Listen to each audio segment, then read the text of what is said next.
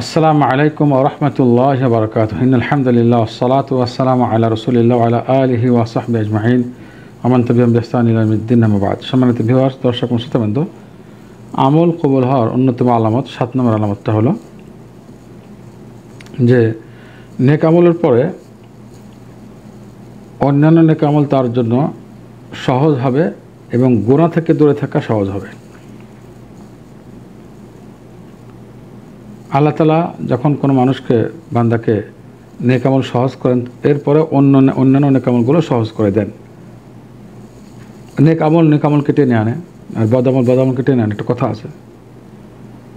তাহলে নেক আমল সহজ হবে এবং গুনাহ থেকে দূরে থাকাটাও সহজ হবে, অসাধ্য কিছু হবে না, সাধ্যের মধ্যে থাকবে।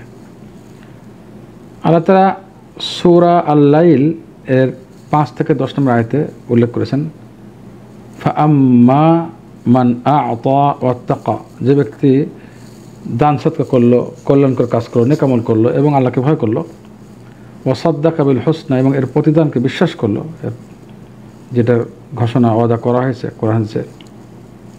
ফাসানুয়াসসিরুহু লিল ইউসরা, আল্লাহ তাআলা আরও নেক আমল তার জন্য সহজ করবেন। ওয়াম্মা মান বাখিলা ওয়াস্তাগনা, যে ব্যক্তি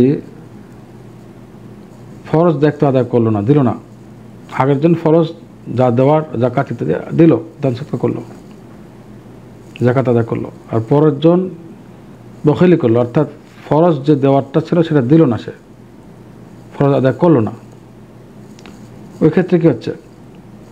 এবং আল্লাহ তাআলার থেকে সে মুখ ফিরে নিল, মানে আল্লাহ তাআলার মুখাপেক্ষী হলো না, মনে করছে আমার কাছে মাল সম্পত্তি আছে কারণের মতো, এটা আমার পরিশ্রম ইত্যাদি এরকম মনে করলো। ও কাযযাবা বিল হুসনা, আল্লাহ এবং রাসূল যে সুসংবাদ দিয়েছেন দান সদকা নেক আমলের, এগুলো অবিশ্বাস করলো।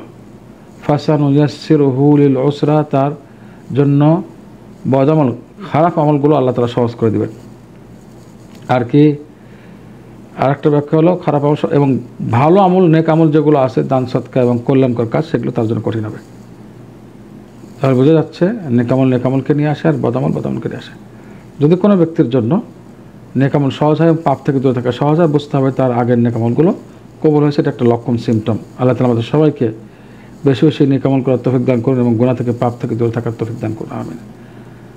আল্লাহ তাআলা আমাদের সবাইকে সঠিক দিন জেনে আমল করে এবং দেওয়ার তৌফিক দান করুন, আমিন। আসসালামু আলাইকুম ওয়া রাহমাতুল্লাহি ওয়া বারাকাতুহু।